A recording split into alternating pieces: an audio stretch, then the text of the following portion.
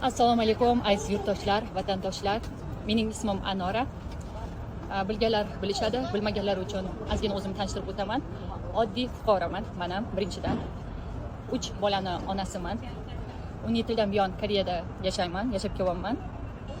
Bu voqeada o'zim ham ozgina qatnashganman. Nozima sinimizni yuvintirganib borganman. Xolis inson bo'lib, insoniylik qilish uchun ro'za vaqtida bo'lgan, savob ish qilaydi.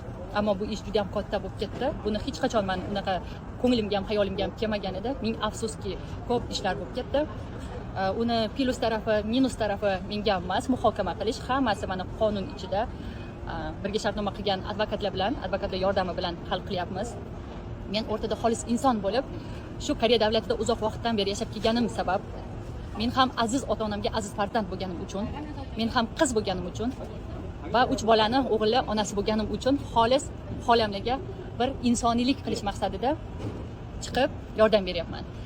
Yosh katta inson, yosh kichkina bo'lsin, katta bo'lsin, bu Koreya davlati bo'lsin, boshqa davlat bo'lsin, tili bilmaydi, harflarni bilmaydi, yo'llari bilmaydi.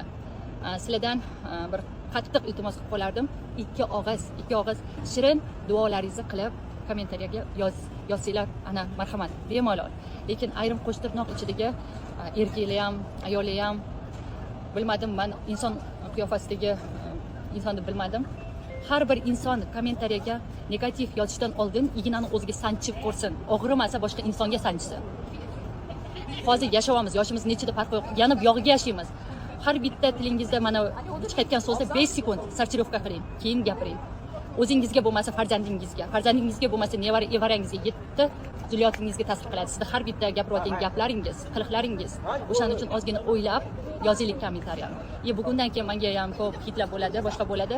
Bemalol kim men to'g'rimda qanaqadir yozmoqchi bo'lgan so'zlarini yozmasdan, boshqa qilmasdan har bittasi o'zingizga qarshi ishlashi mumkin. Qonun orqali men talab qilib olaman. Marta bo'lsa shundoq kelib yuzimga, ko'zimga gapirsin. Men oxirgacha Ferda xolam oldida bo'laman, uzoqni yaqin qilib, tarjimonligimni qilib, oxirgacha qo'limdan kelguncha yordam beraman.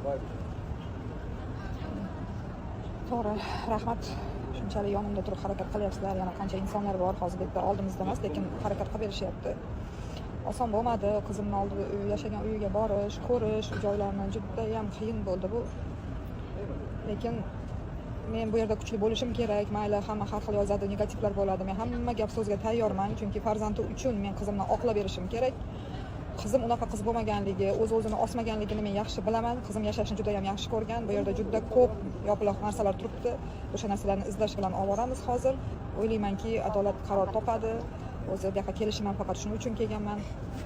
Qizimni yuzini oqlash uchun kelganman. Shuning uchun kuchli bo'lib turishim kerak. Bu yerda haqiqatan ham juda kuchli bo'lishim kerak. Juda katta kuch kerak menga buning uchun. Yana oldimda meni telefon orqali ham, SMSlar orqali ham duo qilib turganlaring uchun hammalaringga rahmat aytaman.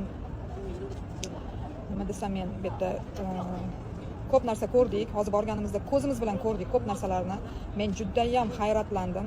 Men Koreya Respublikasi juda ham rivojlangan mamlakat, davlat ekanligini bilaman. Bilganim uchun bu yerda qanaqadir bir narsa borligini sezib turibman. Chunki juda ham ko'p dalil isbotlar, juda ham ko'p narsalarni ko'rib kelyapmiz hozir. Bularni kuzatib borsalaring, keyinchalik advokatlarimiz orqali buni hammasini talab qilib olamiz. Xudo xolasa to'g'ri yo'lda ketyapmiz deb o'ylaymiz. Agar men bu yo'l to'g'ri demaganimda men Koreyaga kelmagan bo'lardim. Qolgan hamma masalani biz advokatlar orqali yetkazib turamiz sizlarga. Hammalaring duoda bo'lib turishlaringni so'raymiz. Yana nima desam bo'ladi bu yerda? To'g'risi, og'ir narsa, juda og'ir sinovlardan o'tyapman. O'ylaymanki, men buni hammasida sizlarning xalqimning duosi bilan, oldimdagi kuchli insonlarning duosi bilan albatta adolatni topamiz deb o'ylayman. Rahmat hammalaringga. Yana bir bor ko'ngli kir insonlar ozgina farosatni ishlatib, inson miyasi bilan o'ylab kommentariyaga yozuv yozamiz.